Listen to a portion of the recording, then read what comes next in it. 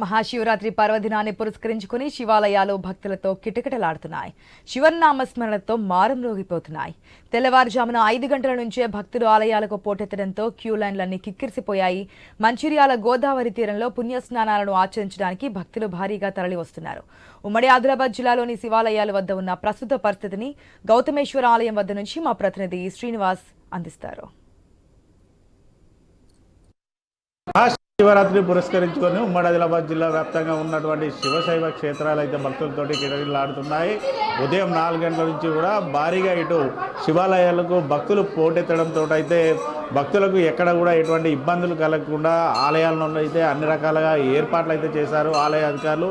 ప్రస్తుతానికి మనం మంచిర్యాల జిల్లాలో ఉన్నటువంటి గోదావరి ఒడ్డున శివాలయంలో ఉన్నాం. మనకు అందుబాటులో స్థానిక అయ్యగారు ఉన్నారు, ఆయన అడిగి తెలుసు. స్వామి చెప్పండి, అసలు మహాశివరాత్రి విశిష్టత ఏంటి, ఈరోజు ఎటువంటి పూజలు చేస్తే భక్తులకు మంచి జరుగుతుందనేసి నమ్ముతూ ఉంటాం? అందరికి కూడా మహాశివరాత్రి శుభాకాంక్షలు.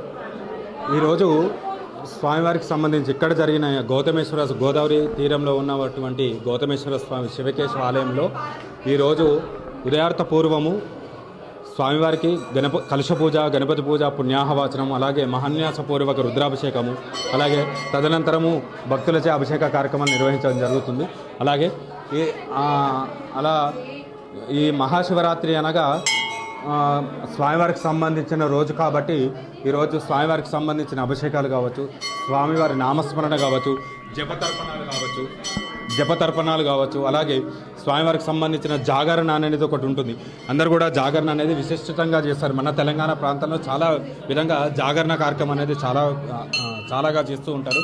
ఈ జాగరణ విశిష్టత ఏంటిదంటే పొద్దున్న నుంచే సాయంత్రము స్వామివారి చంద్రదర్శనం అంటే రాత్రిపూట చంద్రదర్శనం అయ్యేంత వరకు లింగోద్భవ సమయం వరకు స్వామివారిని ఆరాధన చేయడము, స్వామివారికి సంబంధించిన జప తర్పణములు విడవడం, అలాగే లింగోద్భవ సమయాల్లో స్వామివారికి సంబంధించిన అభిషేకం కార్యక్రమాలు చేసి ఈ జాగరణ కార్యక్రమాన్ని ముగించడం జరుగుతుంది.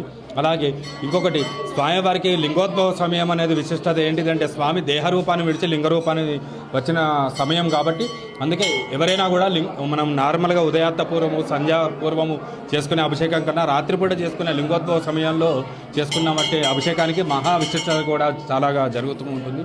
అలాగే స్వస్తి. దాదాపు ప్రతి ఏడాది కూడా వేల సంఖ్యలోనైతే ఇక్కడికి భక్తులు వస్తూ ఉంటారు. ఈసారి ఇక్కడికి భక్తులకు ఎటువంటి ఏర్పాట్లు చేస్తారు ఇబ్బందులు కనుక? ఇక్కడ దేవాదాయ శాఖ నుంచి అయితే తగిన ఏర్పాట్లు కూడా చాలా మంచిగా జరిగినవి ఈ సంవత్సరము.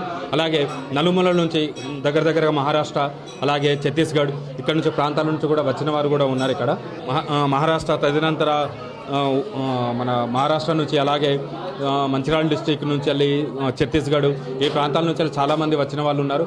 ఈ సంవత్సరం కూడా ఇక్కడ విశేషంగా జన సందడి కూడా చాలా బాగుంది ఈ సంవత్సరం. దాదాపు చూడొచ్చు, ఏదైతే మంచిర్యాలలో ఉన్నటువంటి గోదావరి తీరానికి అయితే ఉదయం నుంచే భక్తుల తాకిడైతే మొదలైంది. మొదటగా గోదావరిలో పుణ్యస్నానాలను ఆచరించిన అనంతరం అయితే గోదావరి ఒడ్డున ఉన్నటువంటి ఇటు శివాలయానికి వచ్చి అయితే భక్తులైతే ఆ దేవుణ్ణి శివుని అయితే దర్శనం అయితే చేసుకుంటున్నారు. ఉమ్మడి ఆదిలాబాద్ జిల్లాలో వ్యాప్తంగా ఉన్నటువంటి ఇటు వేలాల మల్లన్న స్వామితో పాటు బెల్లంపల్లి ఉన్నటువంటి బుగ్గరాజేశ్వర స్వామి, ఆదిలాబాదు నిర్మల్లో ఉన్నటువంటి శివాలయాలు అయితే పూర్తిగా భక్తులతో అయితే కిక్కిరిసిపోయిన పరిస్థితులు అయితే ఉన్నాయి. ఉదయం నుంచి మొదలుకొని రేపటి వరకు ఇటు ఉపవాస దీక్షలు అయితే నిర్వహిస్తూ ఉంటారు. మహాశివరాత్రిని పురస్కరించారు. ఈ రోజు కనుక ఒక్కరోజు కనుక ఇటు శివ పూజలు చేస్తూ శివనామ స్మరణ చేస్తూ ఉపవాస దీక్షలు చేస్తే అంతా మంచి జరుగుతుందనేసి భక్తులు అయితే విశ్వసిస్తున్న పరిస్థితులు అయితే. వీడియో జర్నలిస్ట్ రమేష్తో శ్రీనివాస్, ఐ న్యూస్, మంచిర్యాల జిల్లా నుండి.